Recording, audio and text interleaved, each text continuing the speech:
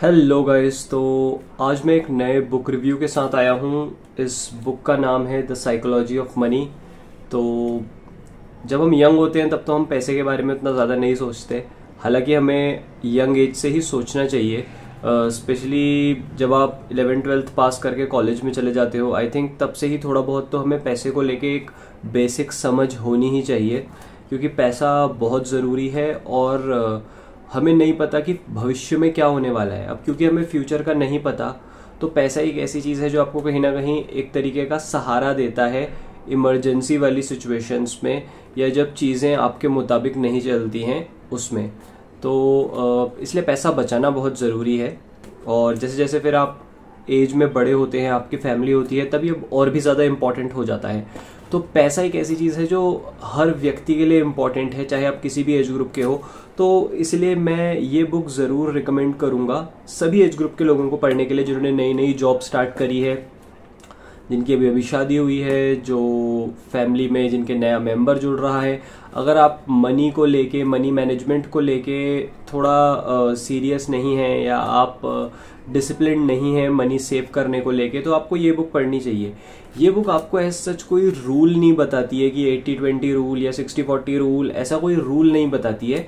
But ये basic human की psychology पे बात करती है कि पैसे को लेके इंसान कैसा सोचता है, इंसान कैसे अपने इन्वेस्टमेंट के डिसीजंस बनाता है, और उस सब के पीछे की साइकोलॉजी क्या है, जिसको हम ग्रीड कहते हैं, फिर रिस्क लेने की क्षमता, और हम कैसे जो पास्ट में हुआ है स्पेशली इकोनॉमी को लेके, मार्केट को लेके, हम कैसे अपने डिसीजंस उसके बेसिस पे बनाते हैं। जबकि मार्केट एक ऐसी चीज़ है जिसे कोई भी प्रिडिक्ट नहीं करता है, तो प्रिडिक्ट नहीं कर सकता है।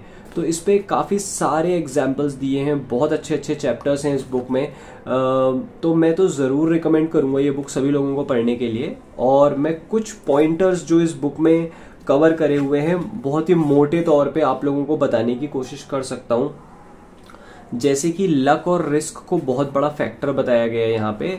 ऑथर बोलते हैं कि जो जितने भी लोग, हम बड़े बड़े इन्वेस्टर्स का नाम सुनते हैं, वॉरेन बफे और जितने भी सक्सेसफुल इन्वेस्टर्स हैं, हमें हमेशा उनकी अच्छी चीज़ें दिखाई देती हैं कि उन्होंने ये स्टॉक खरीदा और वो शूट अप हो गया। लेकिन वो कहते हैं कि उनके पोर्टफोलियो में बहुत सारे रॉन्ग डिसीजंस भी होते हैं, और इसलिए कोई भी आदमी गलत हो सकता है, 100% कोई भी सही नहीं होता। और दूसरा, फॉर एग्जांपल, अगर कोई आदमी 100 स्टॉक पिक करता है, तो उसमें से कुछ 4 या 5 ही स्टॉक वो होते हैं जो उसके पोर्टफोलियो को काफ़ी ऊपर तक लेके जाते हैं। तो इसलिए लक और रिस्क का बहुत बड़ा फैक्टर होता है किसी भी आदमी की फाइनेंशियल सक्सेस, या वैसे भी किसी भी सक्सेस में। इस पे आगे ऑथर बताते हैं कि हम लोगों में से कई लोगों में क्या होता है कि हम अपनी सक्सेस के लिए, अगर हम खुद किसी चीज़ में सक्सीड होते हैं तो हम कहते हैं मेरी मेहनत है। लेकिन अगर कोई दूसरा बंदा सक्सीड होता है कुछ करने में, तो हम कहते हैं कि उसका लक अच्छा था, और काफ़ी अलग अलग रीजंस देते हैं उसकी सक्सेस के। तो लक और रिस्क को हमें जानना चाहिए, समझना चाहिए। दूसरी चीज़, इससे ही हम अगले टॉपिक पे जाते हैं कि ऑथर बोलते हैं हर चीज़ तुम्हारे कंट्रोल में नहीं है, ठीक है। तो रूम फॉर एरर हमेशा रखो। तुम कितना भी अच्छा अपना पैसा सेव करने की, इन्वेस्ट करने की स्ट्रेटेजी बना लो, पर स्टिल एक रूम फॉर एरर हमेशा रखो। अपने माइंड को हमेशा ये बात ध्यान दिलाते रहो कि मैं गलत हो सकता हूं। कोई भी इन्वेस्टमेंट स्ट्रेटेजी 100% फुल प्रूफ नहीं है।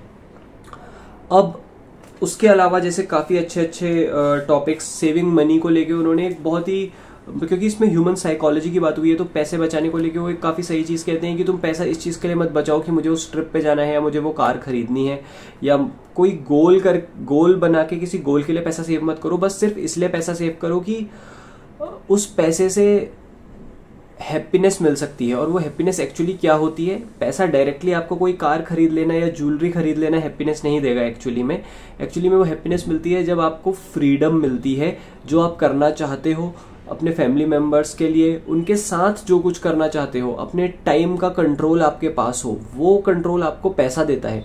और जब आपके पास कंट्रोल होता है कि मैं अपने जीवन के दिनों को, घंटों को, मिनटों को कैसे बिताऊं, क्या काम करने में बिताऊं जो काम मुझे करना पसंद है, तो उस तरीके का जो फ्रीडम है वो पैसे से आता है।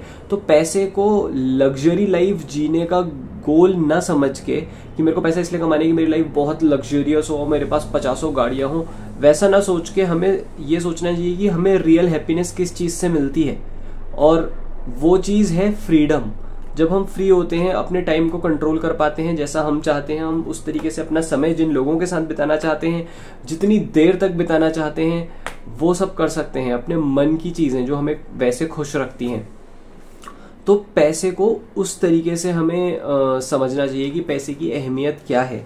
उसके अलावा कंपाउंडिंग के बारे में जो कि सभी लोग बताते हैं, पर कंपाउंडिंग को काफ़ी जोर दिया गया है यहाँ पे कि हम पैसे को कैसे लॉन्ग टर्म तक सेव करते रहें, ताकि उसकी जो जितना ज़्यादा हम टाइम उस पैसे को देंगे ग्रो होने का, उतना ज़्यादा कंपाउंडिंग की पावर से वो ग्रो हो पाएगा और वो जितना उतना अच्छा हमें रिटर्न मिल पाएगा।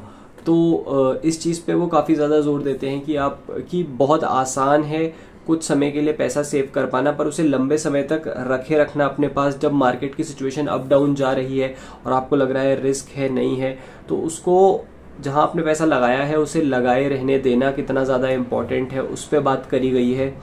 तो जो कि काफ़ी इम्पोर्टेंट टॉपिक है ये। और हाँ, एक इम्पॉर्टेंट चीज़ जिसके साथ मैं इस वीडियो को ख़त्म करूँगा, क्योंकि ऑब्वियसली मेरे यहाँ पे वीडियो पे बता देने से कुछ नहीं होता है, अनटिल और अनलेस आप पढ़ेंगे नहीं इस बुक को तो आप समझेंगे नहीं। साइकोलॉजी की बात करी गई है पैसे को लेके, हैप्पीनेस को लेके, ओवरऑल लाइफ जीने को लेके, तो काफ़ी अच्छी बुक है। अगर आप ऐसा सोच रहे हैं कि आपको कोई तरीका बता देगा जिससे आप करोड़पति बन जाएंगे, तो ऐसा कुछ नहीं है। मनी के प्रति आपकी साइकोलॉजी कैसी होती है और उसे समझना कि कोई चीज़ है तो क्यों है, उस पर काफ़ी ज़्यादा बात करी गई है। और सबसे एक लास्ट पॉइंट जो मैं इस बुक में से देख के आपको बता रहा हूँ वो है define the game that you are playing. तो ऑथर बोलते हैं कि यार देखो, हम अक्सर क्या करते हैं, हम किसी दूसरे आदमी को देखते हैं और हमें लगता है कि उसके पास ये वाली कार है, तो अगर मेरे पास भी होती तो कितना अच्छा होता और मैं कितना अच्छा लगता उस कार में और लोग मुझे देखते, एडमायर करते। बट एक्चुअली में जब आप कोई कार अच्छी सी सड़क पर ड्राइव कर रहे होते हो तो सामने वाला बंदा आपको एडमायर नहीं करता, वो बंदा वही सोचता है जो आपने पहली बार वो कार देख के सोचा था कि ये जो गाड़ी इसके पास है वो मेरे पास होती तो मैं कितना अच्छा लगूंगा और 10 लोग मुझे देखेंगे। But that is not real happiness.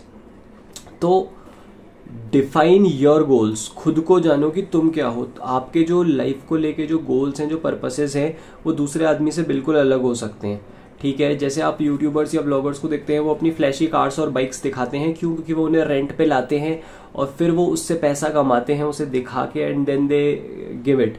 अब अगर आप वैसा पागलपन ले आओ कि नहीं मुझे वो कार चाहिए, मुझे वो बाइक चाहिए, तो वो नहीं होगा। क्यों? क्योंकि आप अपना प्लान आप क्या हो उसको जान के ही बना पाओगे पैसे को लेके, कि हाँ मैं एक शादीशुदा व्यक्ति हूँ, मेरे बच्चे हैं, या मैं अभी कॉलेज में पढ़ रहा हूँ और मैंने अभी से पैसा सेव करना चालू कर दिया है, या मैं एक ओल्डर बंदा हूँ जिसकी एज रिटायरमेंट की आने वाली है पास, तो मुझे उसके लिए पैसा जमा करना है।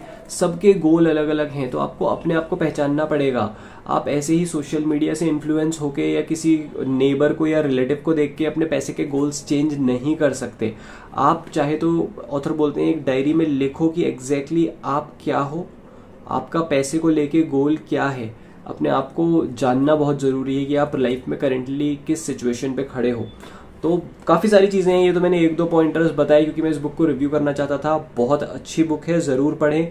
और मुझे लगता है आप ये बुक एक बार पढ़ लेंगे तो आपको फिर दोबारा दूसरी कोई बुक इस मनी से रिलेटेड उठाने की ज़रूरत नहीं होगी, बेसिक मनी के बेसिक्स को समझने के लिए। और बस यही बोलना चाहता हूँ, इसके अलावा कुछ नहीं। ये मैंने काफ़ी चीप में फ्लिपकार्ट में मैंने ख़रीद ली थी। अब मैं पायरेसी को प्रमोट नहीं करता, बट भाई अगर मेरे को सस्ते में कोई चीज़ मिल रही है, एंड ऑफ द डे पैसा सेव करने की बात है, तो अगर मेरे को सस्ते में कोई बुक मिल रही है ऑनलाइन तो मैं क्यों नहीं परचेस करूंगा। आपको काफ़ी सस्ते में ये फ्लिपकार्ट में मिल जाएगी। इसके साथ एटॉमिक हैबिट्स और इकिगाई, ये तीनों का कॉम्बो खरीदा था मैंने, जो मेरे को काफ़ी सस्ते प्राइस में मिल गया था। अगर आप ऐसे मॉल वॉल में किसी प्रॉपर बुक स्टोर में जाओगे तो काफ़ी ज़्यादा कॉस्टली पड़ेगा। तो आई वुड सजेस्ट, देखो हमें कंटेंट से, हमें मैटर से मतलब है कि जो हमें पढ़ना है, समझना है, अपने लाइफ में उतारना है, वो हमें मिल जाना चाहिए।